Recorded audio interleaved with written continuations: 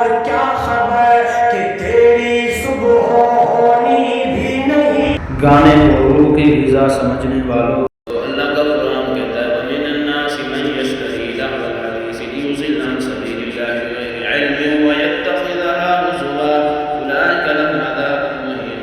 اب کچھ لوگ کھیل کی باتیں خریدتے ہیں تاکہ اللہ کی راہ سے بہکائیں، یہ سمجھیں کہ اسے ہنسی بنائیں، ان کے لیے ذلت کا عذاب۔ بہت سے مفسرین خصوصاً عبداللہ بن مسعود رضی اللہ تعالیٰ عنہ نے لہو الحدیث کی تفسیر گانے بجانے سے بھی کی ہے، جب وہ اللہ کی یاد سے غافل کرنے کا ذریعہ بن جائے۔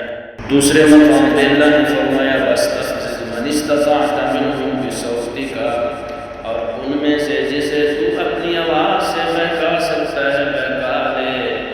بعض مفسرین نے شیطان کی آواز میں ہر وہ آواز شامل کی ہے جو گناہ، بے حیائی اور اللہ کی نافرمانی کی طرف بلائے، جس میں ناجائز گانے بھی شامل کیے گئے۔ سورۃ النور میں اللہ نے ارشاد فرمایا قُل لِّلْمُؤْمِنِينَ يَغُضُّوا مِنْ أَبْصَارِهِمْ وَيَحْفَظُوا فُرُوجَهُمْ، ایمان والوں سے کہہ دو کہ اپنی نگاہیں نیچی رکھیں اور اپنی شرمگاہوں کی حفاظت کریں۔ اللہ نے اسی صورت میں آگے فرمایا وَقُل لِّلْمُؤْمِنَاتِ يَغْضُضْنَ مِنْ أَبْصَارِهِنَّ وَيَحْفَظْنَ فُرُوجَهُنَّ، اور ایمان والی عورتوں سے کہہ دو کہ وہ اپنی نگاہیں نیچی رکھیں، اپنی پاک دامنی کی حفاظت کریں۔ اسی طرح سورۃ المؤمنون نے فرمایا والذین هم عن اللغو معرضون والذین هم للزکاة فاعلون والذین هم لفروجهم حافظون، اور وہ بیہودہ باتوں سے منہ پھیرتے ہیں، زکوٰۃ ادا کرتے ہیں اور اپنی شرمگاہوں کی حفاظت کرتے ہیں۔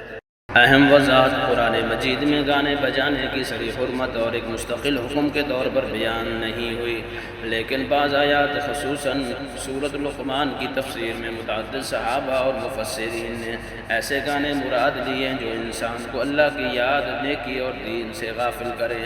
اسی طرح فحاشی، بے حیائی اور گناہ کی دعوت دینے والی ہر چیز کی قرآن نے واضح مذمت فرمائی ہے۔ دوستو، ان تمام فحاشی اور بے حیائی اور ریانی والی زندگی سے بچ کر اللہ کی یاد میں زندگی گزاریں، آخرت اور دنیا میں کامیاب ہو جائیں۔ ویڈیو اگر اچھی لگے تو ضرور شیئر کرنا، دوستوں تک پہنچانا اور ہمارے اکاؤنٹ کو فالو کرنا۔ جزاک اللہ۔ السلام علیکم ورحمۃ اللہ وبرکاتہ۔